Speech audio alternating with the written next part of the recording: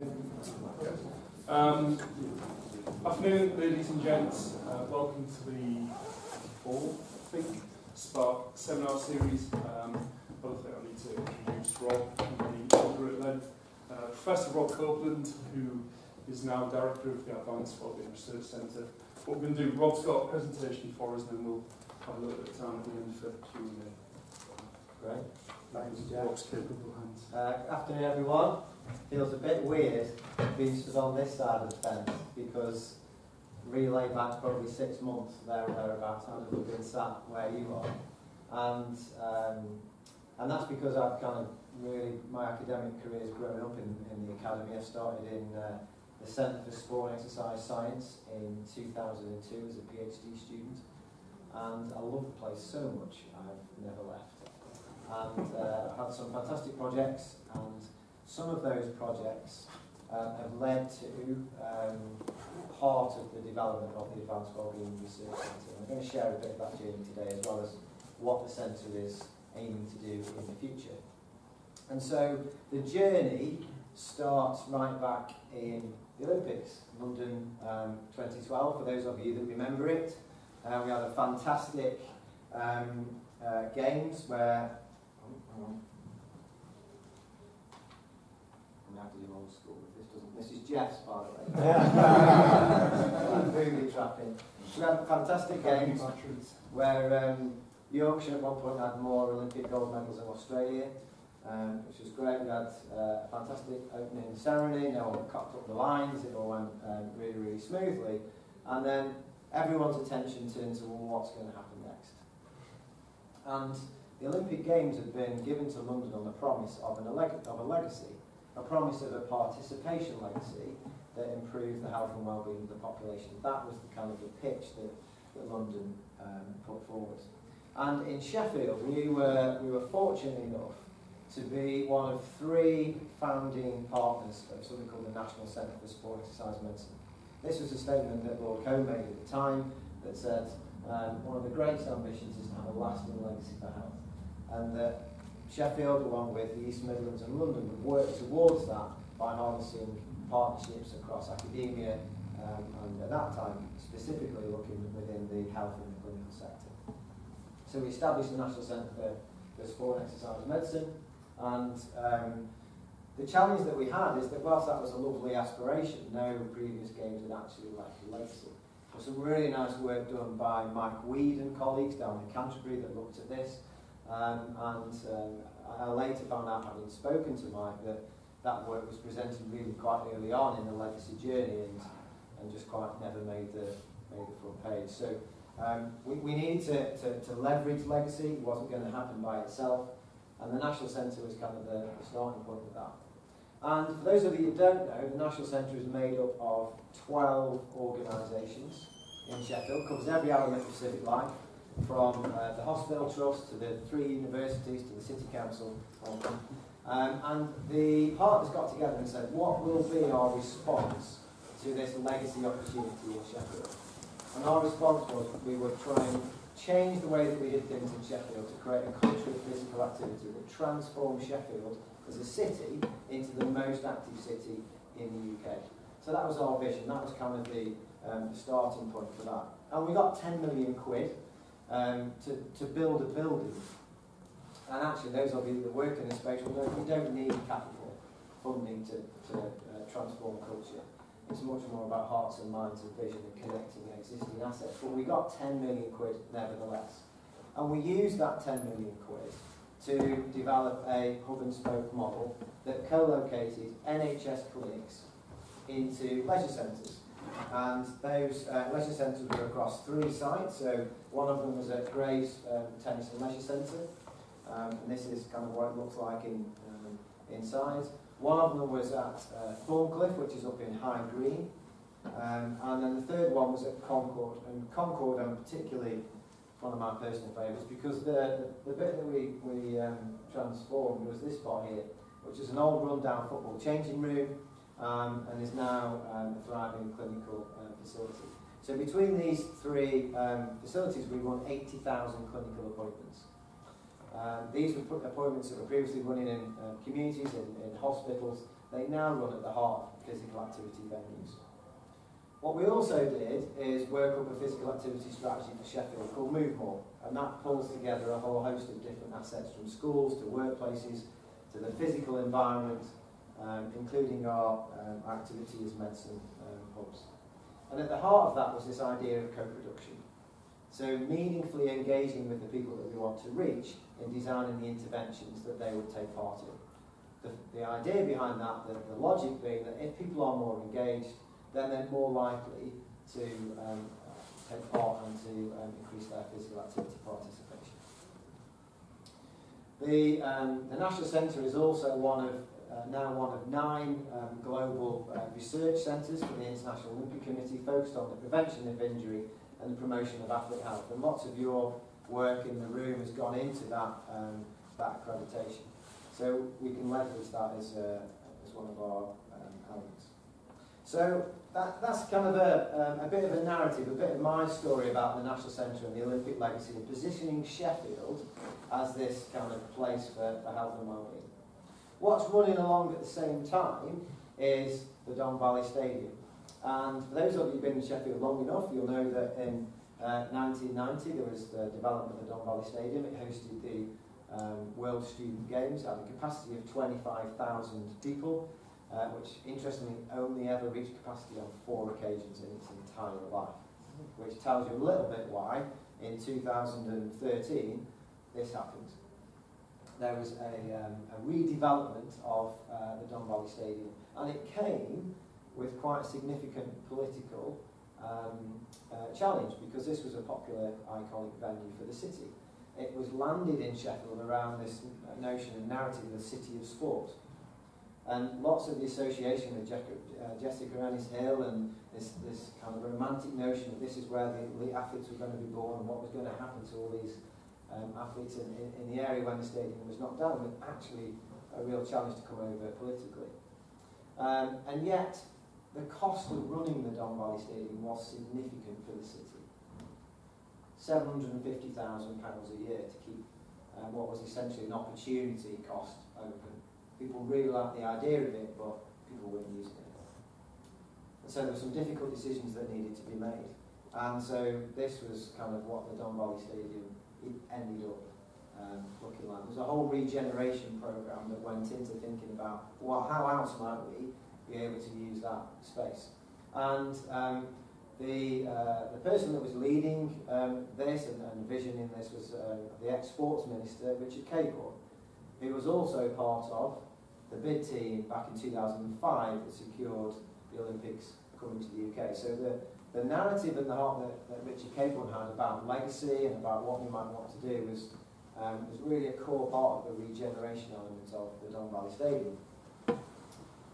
And then my story in this collides with another member of Sheffield Hallam's academic community, Steve Hay, who is sat over there. And I probably started to work with Stephen towards the end of 2013, and then on the 14th of January 2014, I know because I looked this up on email, Steve, just before I came out to get the date back, Steve applied to be the research director at the National Centre for Sport and Exercise Medicine.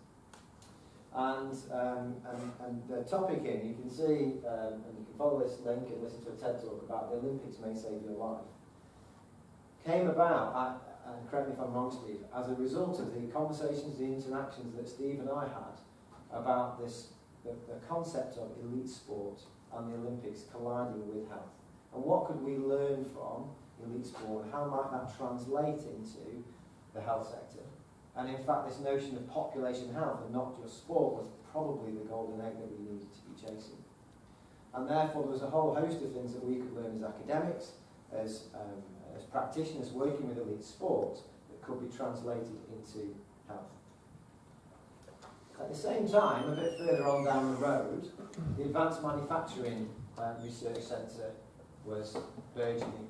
And this idea that you bring in a whole host of commercial partners and that you work together and they invest in researchers to undertake research, collided with the Olympic legacy, collided with the regeneration of the Don Valley Stadium, and also for some of you that are very old and connected to this, collided with a programme that Steve had been leading since 2000, and between 2000 and 2007, called Sports Pulse. And Sports Pulse, the conversation I had with Steve, was about GDP and jobs and connecting SMEs in the sports sector and developing their contribution to the sector. How academia and SMEs could work together to develop their products and services. And this was the team. Thank you, Simon. I did not say you could show that. I know you didn't, but I thought this is too good to miss. So, good hairdo Elton there. Like worse. Terry Senior's got hair. Stephen Upbeard.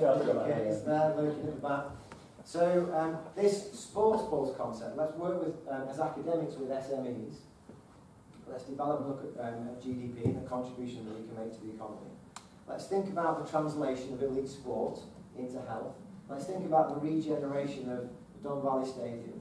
And let's set that into the context of the Olympics and legacy and how we deliver a legacy. That shift from the individual that has, as an elite athlete or a small team, this huge amount of investment here. Let's translate that learning, that knowledge and those skills. What would that look like if we translate it into populations? And that thinking was what was the genesis of part of the AWRC, and Steve's kind of vision for that was absolutely central to the facility. And that was 2014, and Steve and I were chatting about this, and I was on a train on the way back from London, and I got a phone call. I thought it was from Richard Cable, but it wasn't, it was from Steve.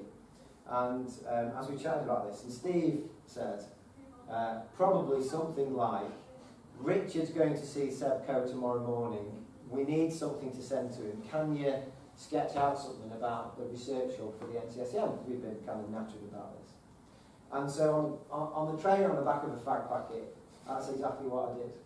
And the concept at the time was for an NCSEM research folk at the Don Valley Stadium redevelopment. And it was to create this world-leading physical activity and health facility that supports Olympic legacy by more people more often. And it connects into a whole range of different health sectors. And importantly, in the context of here, it follows something called the Matheson Consensus Statement. And the Matheson Consensus Statement was about the failings, or the shortcomings rather, of previous research in non-communicable disease, about prevention and treatment of non-communicable disease. We're really good at designing and developing interventions, top-down, that have an effect on individuals for a relatively short time. So if we work with individuals for 6 months, we can probably affect their outcomes for 12 months. Follow them up 3 or 5 years further down the line, and their outcomes tend to return back to baseline. And this consensus statement said that's probably because we failed to work and design these interventions with the people that are actually going to be using them. We failed to meaningfully take into account the values of the people that we expect to engage in these interventions and what's fundamentally important to them. And there's a way of working that isn't just about, because things like PPI, public patient involvement in development of intervention, been around for a long time. But typically what we do is I've designed this thing here and it looks like this. I'm just going to show you. What do you think of that? Does that, you want it blue? Alright, we'll make it blue. Or you want it a bit smaller? Okay, we'll make it a bit smaller. That's not co-production. That's us kind of saying, this is what we already think, we just want your kind of icing on the cake. And actually instead, what Matheson was arguing for is, let's not start with any preconceptions, let's start with the individual. Let's wrap around them a whole host of different expertise: psychology, engineering, sports science, art and design, strength and conditioning, physiology, sports science, etc., etc. Let's wrap all that around them, let's place the person at the centre, and then let's have a conversation about what the intervention might look like. And that sort of journey from the Olympic legacy, the National Centre for Sport and Exercise Medicine, the vision that Steve had way back in 2000 about this translation of elite sport into business and GDP, all came together under Steve's leadership in the AWRC. And that building that is now just about open. They've got no Wi-Fi and the heat's a bit dodgy and all that sort of stuff. It'll open in January, is the consequence of multiple different factors that Steve pulled together. And credit to you, Steve, I'm stood here, but actually to get us to the point where we have a building, supported by Simon and Amanda and Terry and lots of other colleagues here, that was under your leadership. So the credit should go to you. And 6 months ago, I was fortunate enough to be asked to take this on for the next journey. So I'm going to look after it for a bit. Steve looked after it right through to consent, and then I'll be doing something else and somebody else will look after it. And where we are now is we have an AWRC that sits at the heart of the only Olympic legacy park in the world outside the host city. So London's got one, and Athens and all the rest of it. But Sheffield is home to the only Olympic legacy park in the world that's not been a host city. And that's because of our work in legacy. That's because we've managed to combine a whole host of different assets around an academy, a school, a university technical college, the Advanced Wellbeing Research Centre, regeneration of the sports pitch, where Sheffield United ladies play, the Sheffield Eagles play, an ambition to have a basketball arena, and to grow this as a hub around Olympic legacy. In fact, we've even written the criteria of what constitutes an Olympic legacy park as a result of this work, haven't we? And importantly for us, where this is located is Darnall. And I've become really quite interested in Darnall as a community and as a place. It's got some fantastic heritage. And often when you go back through the archives, you start to understand that these places were thriving communities with real aspiration connected to the industry and still very proud. And Darnall's no different. So there's a ward, political ward, around 22,000 people, and then there's a neighbourhood which is about 9,500. And the neighbourhood of Darnall is one of the most deprived communities in the UK. So childhood obesity rates about 55%. The risk of coronary heart disease, diabetes, is double the Sheffield average, and the environment that the communities now exist in promotes, just by existing in that community, unhealthful behaviours. It makes it really, really difficult for it to behave normally in that community to not engage in unhealthy behaviours. And so this is kind of where the Darnall neighbourhood is. You can see it just here. And physical activity data across Sheffield is pretty sketchy, but if we looked at something like this and made a kind of an assumption, this is kind of the proportion of the population that consider hiking or walking as part of an interest or a hobby. And you can see West Sheffield, they're all out in the peaks, enjoying their kind of Sundays with the dogs and put pictures on Twitter like I'm doing all that sort of stuff.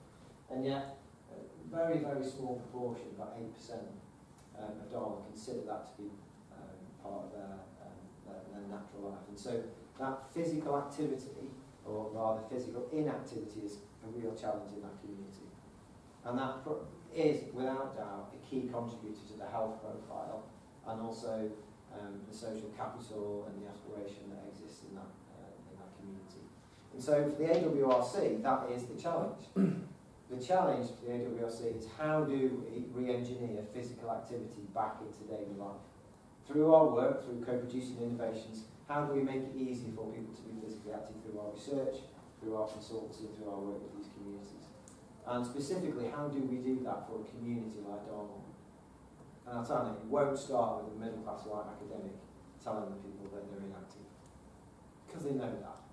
And actually, I don't look like them, I don't sound like them, I have no trusted relationships with them at all. So what we need to do is work with the people that have those relationships meaningfully, not just throw away meeting here and there, but meaningfully work with those communities to truly understand what's important to them and then act as an asset within that community. And that's our challenge, I think. And so our vision for the AWRC is to transform lives through innovations that help people move. For all the reasons that we've talked about ill health.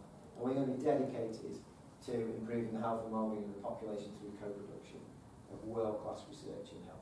That's what we're all about. We'll bring together world-class expertise from across the university. I mentioned this about engineers and computer scientists and so on and so on. It's about a consolidation of that expertise across the university. And it is about developing those collaborative programs and projects with industry. That's what we're all about. We've designed the financial model to make that easy, and I'll explain that a little bit more. We'll also act as an innovation centre for health. So I mentioned the National Centre, the 3 sites that are there, those 80,000 clinical appointments. We're going to replicate the clinical facilities at the AWRC so we can get patients and professionals flowing through that facility to create a fantastic opportunity to interact and understand, well, what are some of the challenges in your health practice and how might our experts in a whole range of different academic disciplines be able to support you to overcome some of those challenges. We'll inevitably then translate that through CPD and master's programs and doctoral programs, and we'll continue to act as that research hub for the National Centre, translating elite sport and innovations in elite sport, which is where this all started, into the health population. The research will be organised around 3 themes. So one of the themes speaks to the prevention aspect. This is a healthy and active 100. And our vision for this theme is, well, if someone in Dartmoor was born tomorrow, through our research, they could expect to live 100 years of healthy and active life. So what might we need to do? What conditions might we need to create that means that that's possible? What interventions, what innovations, what environment, what physical, social environments do we need to produce that mean that's possible? The second one is, well, inevitably people do have long-term chronic disease, but we know from our research already within this academy and further afield that exercise acts as a fantastic therapy. So what might be the prescriptions, what types of exercise, what modes of exercise, what contexts, whether it's resistance, whether it's outdoor, whether it's aerobic, all sorts of different prescriptions might work best for different conditions. And the third one speaks to a really, I think, important and pressing challenge. It's identified in the NHS 10-year plan around self-management, and specifically the role of technological and digital innovations that can contribute towards people living independently. How can we support people to give them the right information at the right time in the right way so they can live independently? So they're the 3 themes. And then cutting across those 3 themes, focus around this challenge of how do we engender long-term behaviour change, and we think we can do that by embedding principles of behaviour change and co-design right through everything that we do. And then finally, it comes back to recognising that the AWRC is located in Dartmoor. It is a core asset within that community. Although interestingly, I was at the Dartmoor Wellbeing AGM a couple of weeks ago, and you know, it's probably a 5-6 minute walk from the community facility, the GP practice that the Dartmoor Wellbeing located in, to the AWRC and the Olympic Legacy Park. It might as well be a million miles away, because the cultural and social boundaries that exist are just huge. They just don't see that as part of their community. That's something that kind of happens over there. So we might have wonderful facilities, we might have a fantastic open space, we might be able to do all sorts of stuff. But actually, if people see that as not a place for them, you know, it's going to be very challenging. So we need to kind of think about how we overcome that. And then, connected to this, I guess one of our cells is that to industry and to companies and to research councils, come and do your research in Sheffield because of the leading laboratory that we've got. Sheffield is 1/100th of the UK in terms of social demographic. It's perfectly placed. If an intervention will work in Sheffield, we can scale it across any part of the UK.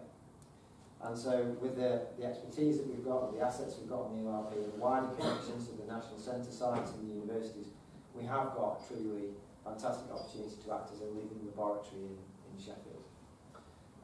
So just for completeness, these are kind of the operational core aims of the AWRC. Yes, it's about the impact of our research, but also it's about we've got to generate some income to sustain the environment, keep the heating on, keep the lights on, turn the Wi-Fi on eventually. We want to provide industry and the public sector with some scientific world-class expertise to develop these innovations. We want to drive forward the university's ambition to be an applied, the world's most applied university by harnessing the existing assets. And then finally, it's about acting as that innovation centre for health and how we might do that. And over the last few months, since May time, we've made that really, really complicated and put it on one diagram. And this is that diagram. So this is a transformation map with all the KPIs. I'll share the presentation after if people are interested. All the KPIs that relate to research and partnerships and industry engagement and commercialisation. And it talks how we get from our vision through our core aims right down to year one's objectives. And then I mentioned I'd share the financial plan with you. So I was really, really keen to ensure that we found a mechanism, both financially and culturally, that we weren't going to duplicate and substitute existing activity, that where researchers across the university worked on projects, that their departments and their research centres would not be impeded by coming and working on the AWRC. And so we arrived at this model that says the income for research projects and consultancy will go back to the researchers, the departments and the research centres where those people have come from. There'll be a small top slice that will go towards contributing the central function of the AWRC, and that only applies where there's full economic cost, either 100% or 80%. If it's a charity bid, there's no overhead. And that really is about trying to find a mechanism to engage researchers across the university. And I think we've arrived at a positive one of that. Governance-wise, the AWRC currently feeds up to the faculty leadership team. That will now change to a college leadership team with the new structures, and that will be within health and wellbeing, and it will have relationships up to the research institutes as they start to develop. And then staff will be co-located at the AWRC. So there's 3.3 full-time staff currently at AWRC. There's me, the Deputy Director, an Operations Manager, and a Director of Engagement, which is Steve. We are the only people that are centrally costed in the AWRC. Everybody else will be co-located from different departments across the university. And we have a set of principles that's been agreed where staff can come to the AWRC, students can come to the AWRC to fulfil a business need and spend time in that facility to develop programmes and projects. And if you do that, and that's part of your work, I think it would be great to carry a designation, either Associate Fellow of AWRC, to demonstrate the breadth of expertise in the university, but also to mark externally that the university has multiple engagement in the AWRC. How are we for time? We're out for a bit, yeah. So what I just wanted to do, and I don't think everyone's been to the facility, but we'll have some open days and we'll kind of show folk around. But very quickly, I'll just take you through the facility. So you come in, we've got a 500 square metre motion capture lab with engineering space and bike storage. On the first floor, we've got the physical activity suite, and this is our clinical room, so patients will come into reception. We're guided up to wait in the clinical lounge and then move into the clinical space to have their consultations. We then have on the second floor, which is the third floor, we have the networking space with the lecture theatre and breakout spaces. Move up into our lab space, so physiology lab, morphology lab, electronics and acquired computing space, and then a training and education space for CPD and workshops. And then the top two floors are our office space largely. We have a number of partners that we're kind of working with. Some of these are family partners like Canon Medical and also Westfield Health, where we're helping supporting them to design and improve the quality and evidence based around their innovations. Parkrun, I think you heard about last time from Steve. So Steve leads the Global Research Board for Parkrun and also heads up with Helen Quirk and Alice Bullis the Health and Wellbeing Survey. We work with the Children's Hospital charity. We're doing some fantastic work around the use of robotics to support kids with autism to engage in the clinical conversation. Dave Curtis is leading a number of these programmes of work. We have a partnership with Exos, the idea being that they are an international global strength and conditioning company, but also do a whole host of rehabilitation programmes with the military. We want to try and work with them to translate that work into clinical programmes, and I've asked Dave Hember to look at how we might start to develop an intern programme for our students to run and work through that programme. We have a partnership with a company called Sport that are based in Madrid in Spain. They're a huge fitness industry partner. They have £350 million turnover. They've got 25,000 people on their waiting list to get into their facilities, and they're working with us to develop programmes for their gyms and also look at the health and well-being of their participants. The National Centre will be the research hub, as was originally intended back in the day. And then a couple of projects just to finish off. So one of the programmes that we've got is from Research England. We've got a University Enterprise Zone that's been led by the Deputy Director, Chris Lowe, and that is about developing support packages, much in the same way that the Sheffield Innovation partnerships have done. Support packages for SMEs to take products from concept through to commercialisation. So the next 12 months we'll be working with 24 businesses and SMEs to develop those products and services. Myself, Liam Humphreys and a couple of colleagues from the Academy are working on a cancer prehab and rehabilitation programme for the region. So there's a rapidly increasing evidence base that if you can increase the cardiorespiratory fitness, if you can reduce an individual's anxiety, you can improve the nutritional status of people prior to surgery particularly, but also chemo and radio, you can significantly reduce their length of stay and improve their outcomes, both immediately post-treatment but also longer term. Nothing like that exists currently in Sheffield. We've had a few fits and starts over the years. Our ambition is to create, using the AWRC, a long-term cancer prehab and rehab service for the city region. And then finally we are working with Professor Karen Sage and also Christine Smith on a strategic programme to look at the development of research in neurological conditions, everything from stroke to MS, Parkinson's and traumatic brain injury. So that will be a key strategic programme of research over the next few years for the AWRC. And then lastly, Steve is working with Mayor Dan Jarvis from the City Region to land the AWRC as the home and centre for an active travel hub for the city that looks at, across the City Region, how we make it easier for people to be active as part of everyday life through active travel. And then my sort of ambition is that the AWRC, yes, absolutely, it works in physical activity, but that a recent paper from Nesta says that 95% of the current budget in research is spent on healthcare, biomedical research.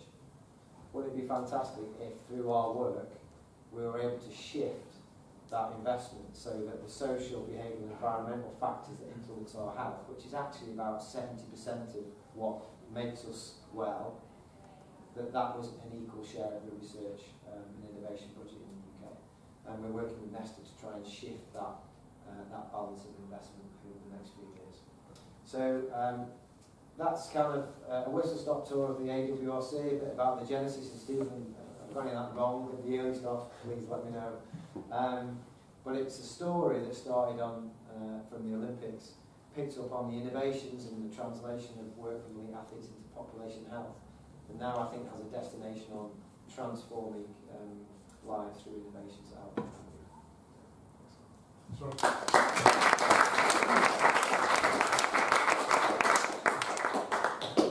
We have, I think it's important make time, because while we've got Rob and Steve and others here. I would just say, I would add to that, but there's a number of us have seen the transformation of this and the work that Rob and Steve and Sam and many of us have been involved. And it really is an impressive thing, and I think Rob's woven a really nice story there, and the narrative right the way through. Nice to see we've got mix of undergrad, we've got postgrad, we've got PhD, we've got staff, and I think the so what of this is really what we're all here for. So thanks for that, Rob, that was excellent. Do we have questions? See what a warm up I've just been. Go on, Sam. I'm just interested to know, you talked about a couple of research themes there, cancer and neuro. Is there that ambition to grow other hotspots of themes from the AWRC? And if so, have you got a time frame in mind or a strategy for that? Yeah. I've got got a strategy for it, so that's the 3 research themes. So as the 3 research themes grow, I anticipate that they will identify core clusters of research excellence, either across the university but also externally, and that they may themselves grow out of those themes. So they may become a theme within themselves. And so pulling together a research strategy, pulling together researchers from across the university, and then looking externally about what is the key challenges and where the funding is, will be the job of the theme leads. And once we've got that, as these areas grow, I can see more and more emerging. I don't know what they'll look like yet. I mean, from my own research, cancer and exercise, and particularly stroke, are two of the sort of really hot topics at the moment. The other one that we're working on with Alan Quirk and Cassia are about physical activity and serious mental illness. And again, there's a rapidly increasing evidence base around the value of physical activity for that population, both in terms of their mental well-being, but particularly their physical health. There's a huge disparity between the physical health of people with a severe mental illness compared to their normal mental health status counterparts. So there's a few areas, and there's a bit of a strategy, but we'll see where the research takes us. Other questions? So, well, in terms of, thanks Rob for that. In terms of working with the local communities of Darna, what ideas have you got in terms of how you engage with them? Yeah. I can see it's quite a big challenge. It is. That's the right word, but... Yeah, so we've got a director of engagement. I've done That's one. Junior Park Road, Stratton, Sunday. Yeah, it did. So, I mean, we're not starting. I've kind of, hammered it up a bit, really, for the purposes today, but we're not starting from a low base. So we already do some meaningful stuff through our programmes of work across the university with the Darn community. Chris Dayson, who's going to be the lead for the Healthy and Active 100, has done quite a lot of work on looking at the social and economic regeneration of Darn as a community. My view is we have to, in a meaningful way, get much more embedded into Darn personal wellbeing community anchor institutions. Now, I went to their AGM the other week. I was invited to go and meet a few other people, and it is all about trusted relationships and community. And that strength of community is so important. And we're kind of the new folk on the block here, and so I think we have to go with our hands held like this, saying this is kind of the stuff that we can offer. Would that be of use to you? And they may say in the first instance, no, I'm sure they won't, but they might. And we need to be prepared for that, rather than taking a load of stuff with them and saying we've got all this. Let's just go and be part of the community and explore it and do it in a meaningful way. I think that's really important. And opening up our doors to them. I kind of, threw a couple of I said, well, so they come to have a look round, they're going to have a look, and we've already chucked a few ideas about community cinema nights and different bits and pieces in the lecture theatre. And I think it's going to be a challenge for the university. How do we open our building beyond 7 o'clock when we want to do a programme of research in the evening? What that might look like. So it's going to be an interesting journey, but that's kind of the philosophy, I think, more than it. So just add to that. So one opportunity we've got is that the Sheffield City region is identified a global innovation corridor. Just a title, doesn't really mean much, except that they want to kind of link Rotherham and Sheffield and do stuff. And Lippert Legacy Park is right at the heart of that. So they want to use Lippert Legacy Park as an example of how you might regenerate an area. So they're looking at it, so they're going to put in infrastructure, they're going to put in roads, cycle paths, all sorts of things that they're looking at doing, should they get some money that they're applying for. So we have an opportunity to be right in there, right at the beginning of all of this, and actually to shape it, because they don't know what they're doing, they've got this big idea. So we are there to shape it, and when it comes back to the academy and what we want to do, it's this balance between teaching and research that we have. We have two opportunities. One, to get students in there on the ground floor, learning about what it's like out there in the big wide world, whether that's kind of group projects or final year projects or whatever, but also doing research, interns, all that kind of stuff. So we have a real opportunity to get stuck into that community in some way, but led by the community. I think one thing I didn't dwell on the other assets on the OLP. So, for example, you've got an Oasis Academy, and a university technical college. So basically kids come in from the age of 4 and kind of leave at 19. And they, you know, the kids, the families, the aspiration, the connections that we could do through being a supportive structure on that space is really important. There's local businesses within a 500-metre square radius. You know, there's hundreds of small industrial businesses that we could offer workplace wellness to, and work with them to develop affordable programs and projects, if that's something that they would like to engage in. So there's a whole host of stuff. Well, one of the really interesting things from that is the genesis of this was, literally a letter on a train thrown out and taking a chance, the blue sky thinking that they're being brave and putting it out there, and look, the result of it, a lot of hard work behind that, clearly, but it just shows. And I think the thing that I've going through this has been really interesting, because actually what we, I think, done really well with this, we as a collective, is connected different assets. We've kind of looked around and gone, actually, if we brought that bit over here, and we connected it to that bit over here, and we had that and that and that, and we kind of pulled these things together, that is a powerful story. And often we feel like, unless it's wholly ours, and we're the ones that come up with it, then it doesn't count. And academia sends you down that road often with your kind of contributions to knowledge and your first authorships and your all that sort of really important stuff is absolutely. But actually, I think that the AWRC is a story about collaboration and harnessing existing assets. And as academics and as a university, I think that is how we can become the most applied university. I think that's how we can do some of this stuff. It isn't by, you have individual pioneers that will lead some of this, but it is about collaboration and harnessing assets, I would say. So open access jacuzzi on the top floor. Sure you shoot cards in it. So can I just add, if people do want to do something as director of engagement, come and have a chat with me and come up with some ideas. So talk about, Rob and I can't come up with all the ideas. It's for you guys. So come and have a chat. All mine are on there. That's right. Please think of a better abbreviation than DOG. Direct of engagement. Can I'm just mindful of time. Is there any more questions from? I'm thinking that the students in there, and you guys have any questions? Because we can ask Rob any time. If there's any thoughts from you guys. No. Okay. Go on, Dave. Thanks for that. In a business context, you do a market analysis, you do a competitor analysis. Clearly, the market's primed for this with some of the strategies that are bound around and some of the funding available. In terms of a competitor market, nationally or globally, who's doing something similar? What's good look like? How do we be better than that or be the best? So, I think in terms of the broader determinants of health, so your social, your behavioural, environmental factors, I don't think there's anywhere that's doing it. The Nesta paper identified that very recently, and I sent it to the lady, Sally, who'd written it and said, like what you've just described in your, if you're going to read one thing, read that from this presentation, it's really good. Like what you identified about the research agenda, the direction of travel, about how universities need to contribute to the wider determinants of health, that's what we're doing here in Sheffield.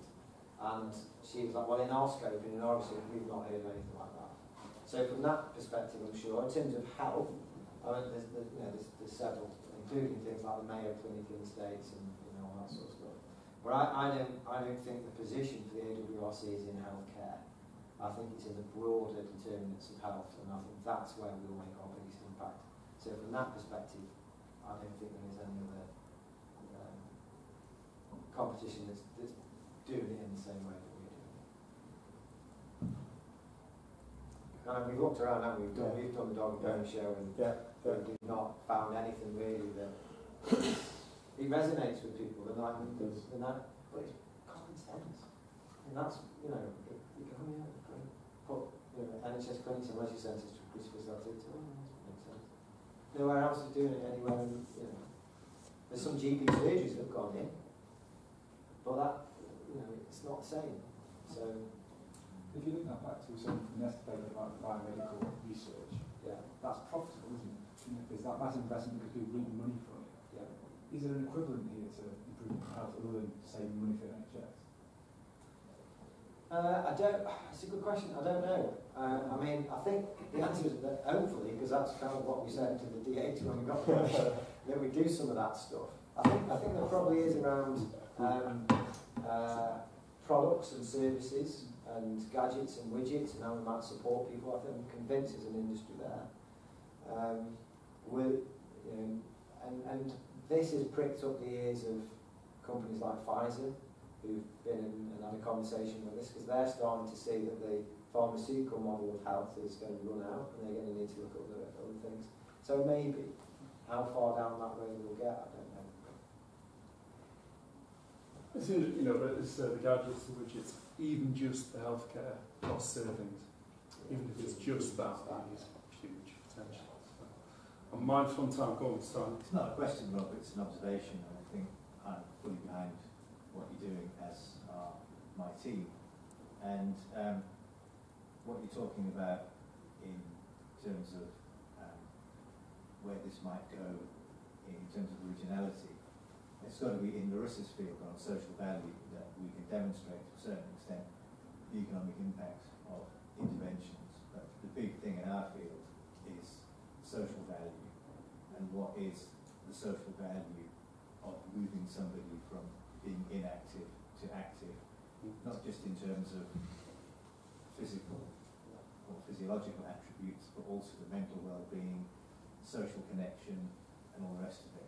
And I think that's one area that we'd be very excited to collaborate with you on. Yeah, great. It'd be quite nice just to finish with that slide again of John Kelly. And, what a picture that was.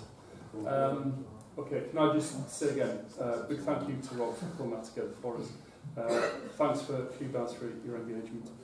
We're going to have the video available if Rob is happy to share the slides. And what we have is a new SPARC and Academy SharePoint site that is imminent.